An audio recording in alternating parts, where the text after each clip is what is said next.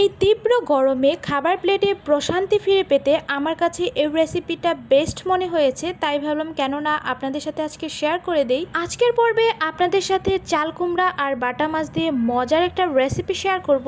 আশা করছি আপনাদের অনেক বেশি ভালো লাগবে, যেহেতু অনেক বেশি গরম পড়েছে। হে এভরিওয়ান, আসসালামু আলাইকুম, this is Israt from Israt Shah's lifestyle. প্রথমত এখানে আমি বেশ কিছু বাটা মাছ নিয়েছি, খুব সুন্দরভাবে ওয়াশ করে নিয়েছি। পরিমাণ মতো লবণ আর দিয়েছি হলুদের গুঁড়া, মরিচের গুঁড়া দিয়ে ম্যারিনেশন করে আমি এটা ভেজে নেব।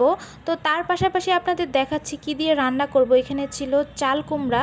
আমি যেহেতু চাল কুমড়াটা একটু ভাপে দিয়ে নিব, যার কারণে এখানে আমি ঢেলে নিচ্ছি আর চুলায় বসিয়ে দিচ্ছি পানি, বেশ কিছু পানি দিয়ে চাল কুমড়াটা আমি ওই চুলায় চাল কুমড়াটা ভাপে বসিয়ে দিয়েছি আর এই চুলায় মাছগুলো ভেজে নিব। আর বাটা মাছটা আমার কাছে ভেজে রান্না করলে বেশি টেস্ট লাগে। আপনারা চাইলে না ভেজেও রান্না করতে পারেন, কোনো সমস্যা নেই।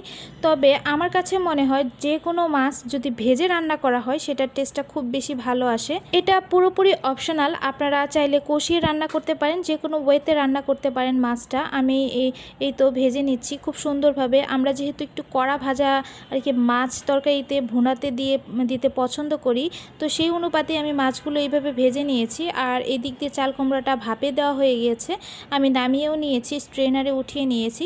তারপর চুলায় একটা কড়াই বসিয়ে দিয়ে এখানে সয়াবিন তেল দিয়েছি আর আস্ত জিরা দিয়ে দিয়েছি। অবশ্যই আস্ত জিরাটা ব্যবহার করবেন। তার কিছুক্ষণ পর এখানে বেশ কিছু পেঁয়াজ কুচি দিয়ে দিয়েছি, দিয়ে হালকাভাবে নেড়ে চেড়ে এটা আমি জাস্ট একটু ব্রাউন কালার করে নিব।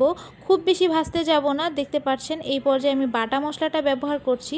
আদা, রসুন, পেঁয়াজ, কাঁচামরিচ, জিরা সব একসঙ্গে পরিমাণ মতো দিয়ে আমি ব্লেন্ড করে নিয়েছি।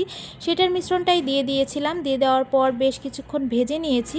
ভেজে নিয়ে পানি ব্যবহার করে এখানে একে একে হলুদের গুঁড়া, মরিচের গুঁড়া, ধনিয়ার গুঁড়া, মাছের মশলা আর পরিমাণ মতো লবণ দিয়ে খুব সুন্দরভাবে এই মশলাটাকে কষিয়ে নিব।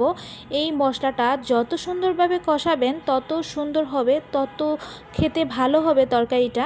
দেখতে পাচ্ছেন আমি ঢাকনা দিয়ে ঢেকে ঢেকে এই মশলাটা খুব সুন্দরভাবে কষিয়ে নিয়েছি। এই পর্যায়ে যখন দেখবেন মশলার উপরে তেলটা ভেসে উঠেছে, তার মানে আমার মশলাটা একদমই ডান।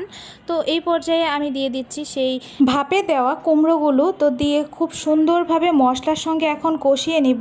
আগেই পানি দিব না, বেশ কিছুক্ষণ কষিয়ে কষিয়ে রান্না করে নেওয়ার পর পানিটা ব্যবহার করব। তো এই পর্যায়ে দেখতে পাচ্ছেন আমার তরকারিটা অলমোস্ট কষানো হয়ে গিয়েছে। আর এখন পরিমাণ মতো পানি দিয়ে দিচ্ছি। আপনি কি পরিমাণ ঝোল খাবেন সেই পরিমাণে পানি দিয়ে দিবেন। আমি যেহেতু একটু ঝোল ঝোল রাখবো, যার কারণে পানির পরিমাণটা একটু বেশি দিয়েছি। আপনারা চাইলে একটু কম বা বেশি দিতে পারেন, কোনো প্রবলেম নেই। তো এই পর্যায়ে দেখাচ্ছি মানে কতটা ঝোল দিয়েছি। এখন জাস্ট ঢাকনা দিয়ে ঢেকে দিয়েছিলাম। এই পর্যায়ে দেখতে পাচ্ছেন ঝোলটা এরকম হয়ে গিয়েছে। তো এখন আমি সেই ভাজা মাছগুলো ব্যবহার করব। আর মাছটা যেহেতু আমি 100% ভাজিনি, যেহেতু একটু রান্না করতে হবে, যার কারণে আগেই তরকারিতে দিয়ে দিয়েছি যেন খুব সুন্দরভাবে কুক হয়ে যায়। তো এই তো সবগুলো মাছ দেওয়া হয়ে গিয়েছে। এখন জাস্ট ঢাকনা দিয়ে ঢেকে দিয়ে রান্না করব। আমার কাছে মনে হয় তীব্র গরমে যখন সবাই একদম অবস্থা খারাপ হয়ে যায়, দুপুরের খাবারের প্লেটে এই তরকারিটা বেস্ট মনে হয়। একদম শরীর মন সব কিছু ঠান্ডা হয়ে যায়।